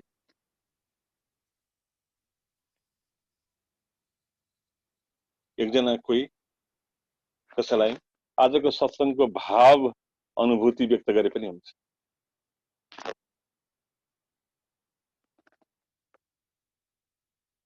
जनार्दन स्वामीको कुरो कस्तो लाग्यो? एकनाथ स्वामीको कुरो कस्तो लाग्यो? बाबा असीम। साँच्चै भन्दा अघि एकछिन त म सुन्ने भयो बाबा। हजुरले जब गुरु र शिष्यको मिलनको जुन हजुरले व्याख्या गर्नुभयो, त्यो बेलामा मलाई त झन्न गरे एकछिन जिउमा। अनि त्यसपछि म त एकछिन त सुन्ने भएछु। त्यो आज एकदम मजा लाग्यो बाबा, के भन्नु। आजको प्रसङ्ग यो कताबाट मलाई त्यो कुराहरू जनार्दन स्वामी मैले रेडियोमा चाहिँ बोलेको थियो है।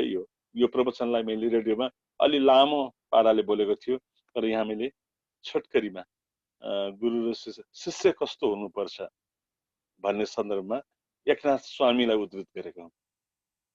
थुप्रै छन् त्यस्ता शिष्यहरू। मैले एउटा सत्शिष्यलाई उद्धृत, पछि अहिले त उनी सद्गुरु हुन्। एकनाथ स्वामी पनि सद्गुरु हुन्, किनकि उनले सत्शिष्यको पात्रता बोकेका थिए नि। त्यसकारण बाबा अरू एकजना कसैले बाबा एउटा क्वेशन सोधौँ। त्यो बाबा त्यो बाटोमा के त्यो जनार्दन स्वामीले के किन म गुरु भनेर किन नभनेको बाबा? त्यति बेला नभनेको भए के हुन्थ्यो बाबा? भनेको भए पनि राम्रै हुन्थ्यो, मिलन हुन्थ्यो। तर उनी शिष्यको प्यास अझै हेर्न खोजे होला। यो साँच्चै नै प्यास बोकेर मैसम्म त आइपुग्छ कि पुग्दैन। अब त्यहाँ उसलाई म नै जनार्दन स्वामी हुँ ल लाइन पनि आयो। मै जनार्दन स्वामी हुन्, आऊ मेरो घोडामा चढ बस, म तिमीलाई पुर्याउँछु भनेको भए उनको पुरा प्यास देख्न पाउँदैन थियो होला। त्यो बाँकी रहेको 20-25 किलोमिटर हिँडेर गएपछि कष्ट बिहोरेर गएर जुन किसिमको आनन्दको मिलन भयो नि गुरु शिष्यको, त्यो त्यसको स्वाद बढी भयो होला। ती नदीको किनारमै मिलन भएको भए त्यो स्वाद अलिक कम हुन्थ्यो होला। त्यसकारण नानी करिना, तिमी पनि त्यस्तै शिष्य बन्न खोज्छौ कहिलेकाहीँ, पहिला। आजकल चाहिँ अब गुरुसँग भेट भएको छैन, थाहा छैन के छ स्थिति।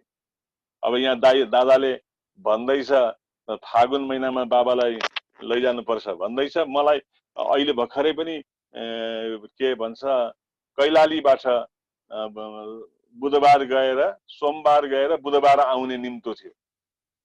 सोमबारको फ्लाइट, रिटर्न फ्लाइट चाहिँ बुधबार, मङ्गलबार चाहिँ एउटा कार्यक्रम कैलालीमा। अब कैलाली भनेको त धेरै पर पर्यो फेरि त्यो त्यहाँ बर्दियाबाट के अरे बाँकेबाट। अनि मैले चाहिँ अब होटलमा बस्ने भन्ने कुराहरू आयो, अनि प्लेनमा जाने प्लेनमा आउने भन्ने कुराहरू आयो। अनि फेरि माताजीहरू चितवन जाँदै हुनुहुन्छ यो बिचमा। अनि त्यसो भएको हुनाले अब यहाँ घरमा बस्ने मान्छे पनि चाहिन्छ। मै जानुपर्ने थियो, तर अहिले म चाहिँ पछि जान्छु चितवन भन्ने कुरो भएर उहाँहरू जाँदै हुनुहुन्छ। घरमा कुकुर पनि छ। अनि मैले चाहिँ अस्वीकार गरेँ अहिलेको त्यो कैलालीको यात्रालाई। उहाँहरूले तपाईँलाई नै छानेको, तपाईँ नै त्यो ठाउँमा सम्बोधन गर्ने योग्य पात्र हुनुहुन्थ्यो। नाइ नभनिदिनुहोस् न ल, नाइ नभन्नु न ल भन्दै थिए। र हामी हुन सक्छ भने हामी आउन सक्छौँ है, नेपालगञ्जवासीहरूलाई सुनाइदिनु कि बाबा फागुन महिनामा आउन सक्नुहुन्छ भनेर दादाले प्रस्ताव राखिरहेछ। तिम्रो दादाले त्यस्तो छ कुरा। अरू कसैको केही कुरा? सुजुलाई कस्तो लागेको नि आजको प्रसङ्ग? अब हामी समापन गर्न खोज्दैछौँ, प्रतिक्रिया लिन खोज्दैछौँ। सुजु। अच्छा बाबा, सत्सङ्गमा त सधैँ आनन्द नै आउँछ। अनि जुन प्रसङ्ग आज भन्नुभएको थियो पहिला प्रवचनमा पनि हामी सुनेको थियौँ। अनि जुन कुरा गुरुबाबुले गर्नुभयो, उहाँ शिष्यलाई हेर्दाखेरि त म त 1% पनि त्यो शिष्य बराबर छुइनँ भन्ने जस्तो पनि फिल भयो। त्यो होस्, मैले आफ्नो शिष्यत्वलाई चाहिँ बढाउँदै गयो भने झनै अझै चाहिँ भित्री आनन्द जुन परमात्माको स्थितिको कुरा गुरुबाबा गर्नुहुन्छ, त्यहाँसम्म चाहिँ म गुरुबाबासँगै डोरिएर जाँदै पुग्छु भन्ने चाहिँ आश छ बाबा। आज बिहान गुरुबाबालाई तिमीले के भन्दै थियौ त्यो मैले अलिकति बिर्सेँ, सबैलाई सेयरिङ गर्छौ?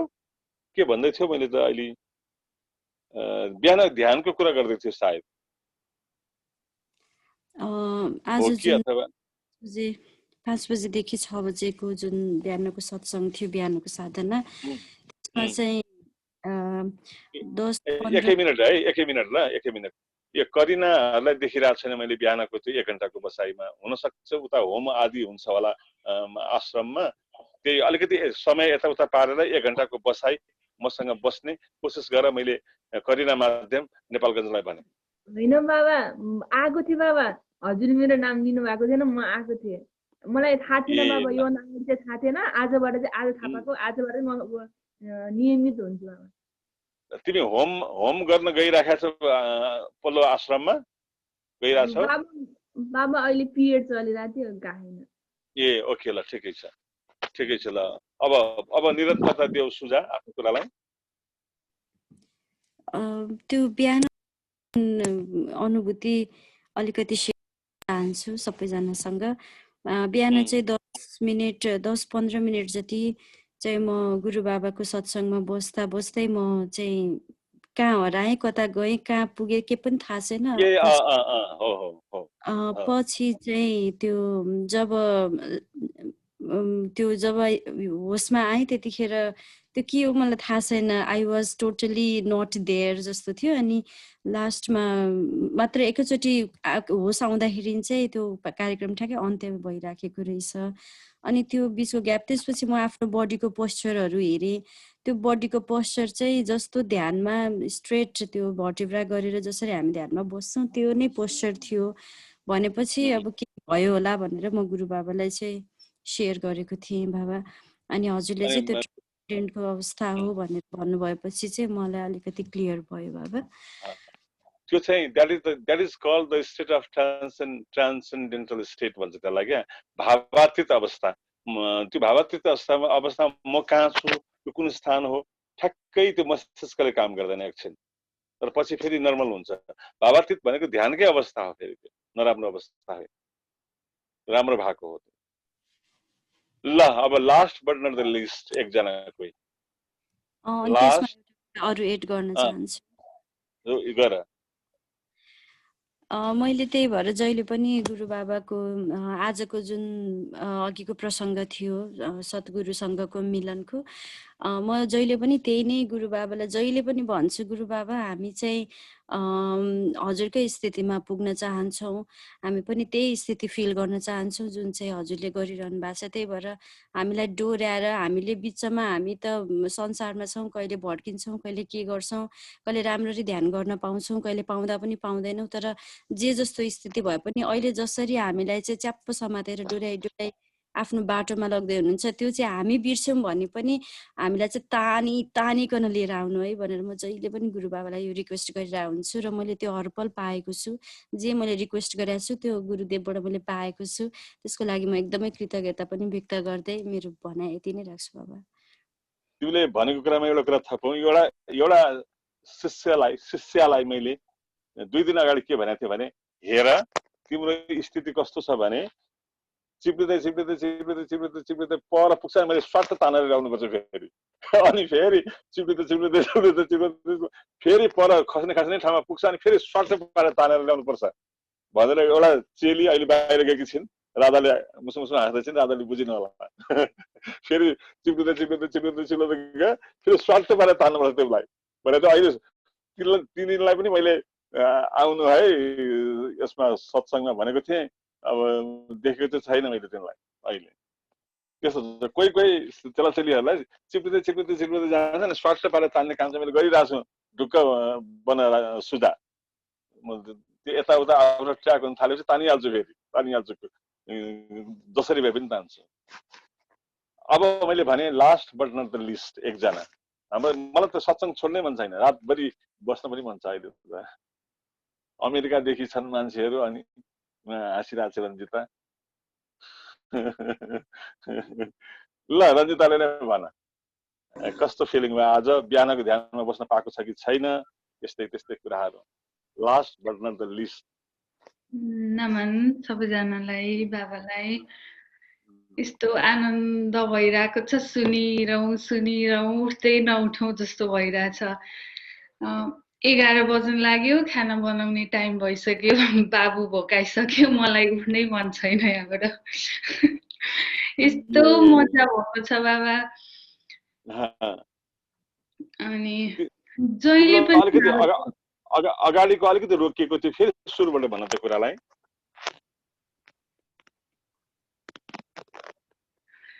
बाबाको सत्सङ्गमा जहिले पनि यस्तै नै हुन्छ, बाबालाई सुनिरहँ जस्तो, बसिरहँ जस्तो। बाबालाई सुनिरहँदाखेरि आफ्नो सबै थोक बिर्सिन्छ, त्यस्तै भयो आज पनि। बसिरहँ जस्तो। यहाँ त बिहानको 11 बजेको छ, अब दिनैभरि सुनिरहन पाए हुन्थ्यो बाबालाई जस्तो भएको छ।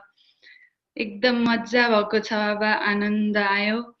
अनि बिहानको सत्सङ्गमा चाहिँ म थिइनँ, किनभने 2 दिन मेरो ओभरनाइट ड्युटी हुन्छ, त्यो कारणले म 2 दिन हप्तामा चाहिँ बस्न पाउँदिनँ। मैले बाबालाई पनि भनेको थिएँ अरू 5 दिन चाहिँ म हुनेछु, तर म थिइनँ, म त्यसको पनि हेर्न पाएको छैन मैले। म फेरि हेर्नेछु आज त्यो लाइभ।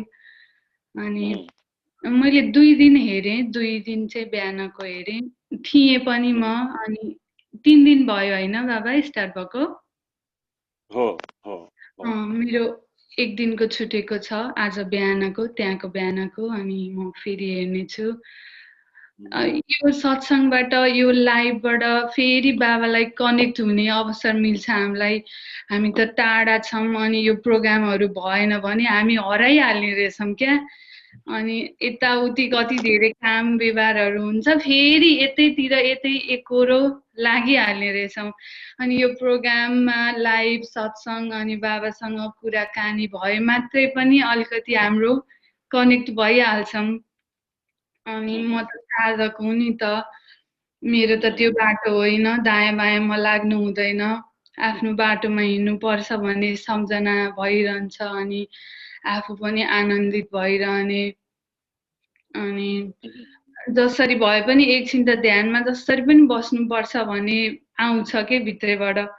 अनि दायाँ बायाँ लाग्ने त्यो लाग्न पाउँदैनौँ, तर फेरि कहिलेकाहीँ चाहिँ आफै त्यो आउट अफ ट्र्याक गइहाल्ने क्या, गर्न खोज्दा खोज्दै पनि त्यस्तो हुने हुन्छ, त्यो मलाई हुन्छ।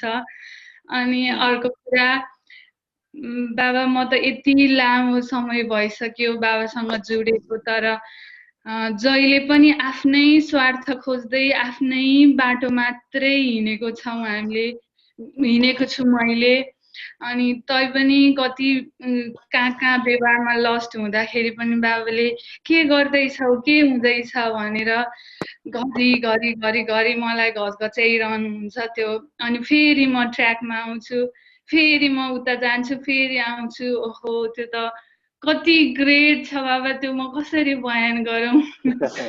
बाबालाई भन्छु म त कति रेडी छु बाबा, म कहिले कसरी पुरा गर्ने हजुरको यो, म कसरी तिर्ने, मैले के गर्ने, केही गर्न सकेको छैन।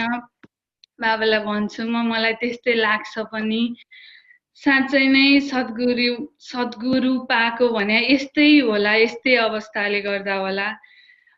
एकदमै खुसी छु, एकदम भाग्यमानी छु। बाबासँग जहिलेदेखि म जोडेँ एकदम मेरो राम्रो भइरहेको छ, सकारात्मक अवस्था भइरहेको छ। एकदमै कृतज्ञ छु बाबा म। अनि त्यही नै हो। धन्यवाद। त मैले तिमीलाई पहिला पनि भनेको थिएँ, यहाँ साउ र ऋणीको कुरा चाहिँ नगर। यहाँ कसैले कसैले ऋण लगाएको छैन। म मेरो आनन्दमा छु, तिम्रो आनन्दमा छु। मलाई तिमीलाई संरक्षण प्रदान गर्दा, तिमीलाई प्रेम गर्दा मलाई आनन्द आउँछ। मेरो यहाँ पनि मेरो स्वार्थ छ, तिमी भन्नाले मेरो शिष्यलाई यहाँ तिमी मैले प्रतिनिधि पात्रको रूपमा लिएको। म मेरो साधक साधिकालाई प्रेम गर्दाखेरि मलाई आनन्द आउँछ, यो मेरो स्वार्थ नै होला। यो एउटा कुरा। अब लास्टमा राधा दिदीको कुरा, आश्रम निर्माण, बढी खेलको आश्रम निर्माणको जुन उपक्रम हो त्यो कहाँ पुगेको छ, के भएको छ, त्यहाँबाट बिट मार्छौँ हामी कुरालाई।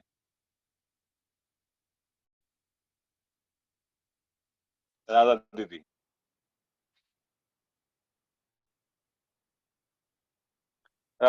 छैनौ? बोल्ला। अहिले अघि गुरुदेवमा प्रणाम, सम्पूर्णमा प्रणाम। आज गुरु शिष्यको नाता सम्बन्ध हजुरबाट सुन्दाखेरि आफूलाई अलिकति कस्तो न कस्तो अप्ठ्यारो महसुस भएको छ। म शिष्य हुनै कहिले सकिनँ भनेर आफूलाई अलिकति ग्लानी कस्तो कस्तो भइरहेको थियो। आज पनि मलाई हजुरले नै सम्झाएको। मैले बेलुकाको आज चाहिँ बिर्सेको थिएँ। अनि बिहान बिहानको हजुरको साधनाको चाहिँ मैले हिजो मैले देखेको थिएँ। बिहान म उठ्छु र पनि यहीँ बस्दो रहेछु ओछ्यानमै। अलिक धेरै मलाई चिसोले एकदम धेरै सताउने भएको हुनाले म अलिक ढिलो ढिलो मात्रै बाहिर निस्किन्छु बेडबाट। अनि त्यतिखेर त्यो मोबाइल चाहिँ खोल्न बिर्सिँदो रहेछु। 1 घन्टा यिनै चाहिँ म बस्तिका गरेर बस्छु 1 घन्टा जति ओछ्यानमै। अब म भोलिदेखि एकदमै हजुरको लाइभ कार्यक्रमहरू हेर्छु, यहीँ बसी भए पनि।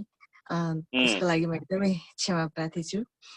अनि आश्रम निर्माणको कुरामा चाहिँ अब पैसाहरू अहिले जम्मा भइरहेको छ, क्यास जसले जति सक्नुहुन्छ। आज हिजो पनि एकजनाबाट 50,000 अनि फेरि 10,000 पनि आइरहेको थियो। त्यो मैले चाहिँ हिजो र आजको चाहिँ मैले रिता बहिनीलाई टिपाएको छुइनँ, अरू चाहिँ सबै टिपाइरहेको छु। अब यो चाहिँ एकैचोटि भोलि म ब्याङ्क गएर स्टेटमेन्ट ल्याएर स्टेटमेन्टहरू उहाँलाई पठाइदिन्छु। त्यसको रेकर्डहरू चाहिँ कतिबाट कसबाट कति आयो भन्ने कुरा रिता बहिनीले जम्मै राखिरहनु भएको छ, मसँग पनि छ। अनि अब अरू हाम्रो पुरानो साधक साधिकाहरूसँग सम्पर्क गर्ने कुरा थियो। त्यो चाहिँ हाम्रो आनन्द दिव्याले टिपेर लानु भएको थियो। अब त्यो के गर्दै हुनुहुन्छ अहिले चाहिँ मैले उहाँलाई सम्पर्क गरेको छुइनँ। अनि अब त्यो नामहरू टिपिसकेर अनि हजुरसँग सल्लाह गरेर अनि कसलाई चाहिँ फेरि एकचोटि जुम मिटिङमा राख्ने भनेर चाहिँ सुजाजीले चाहिँ सल्लाह गरेर अनि जुम मिटिङ उहाँले चाहिँ बोलाउनु सल्लाह भइरहेको छ। अहिले चाहिँ यदि नै कुराहरू भइरहेको छ गुरुदेव, अरू त्यस्तो केही छैन। अनि म अलिकति मेरो अवस्था चाहिँ जस्तो साधनात्मक खै आजकल यो लकडाउनदेखि मैले अलिकति धेरै साधना गर्न थालेको छु र पहिले जस्तो सानो सानो कुराहरूले पनि अहिले चाहिँ मलाई छुँदैन, त्यस्तो किसिमको केही हुँदैन।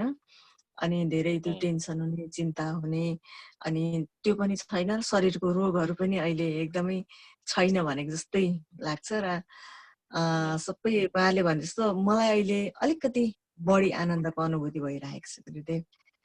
र तिम्रो प्रसङ्गमा चाहिँ म के भन्छु भने यो भौतिक जगतबाट तिमीले अब आफ्नो सेवा कालबाट निवृत्त भइसकेपछि एउटा त्यो त एउटा कर्तव्य कर्म थियो, तर अर्को जन्जालमा फेरि धेरै नफसाऊ क्या, धेरै नफसाऊ। अलिकति गर्नु त पर्छ, काम गर्नुपर्छ होइन, तर त्यति नै काम गर जतिमा आफू उल्झिँदैन।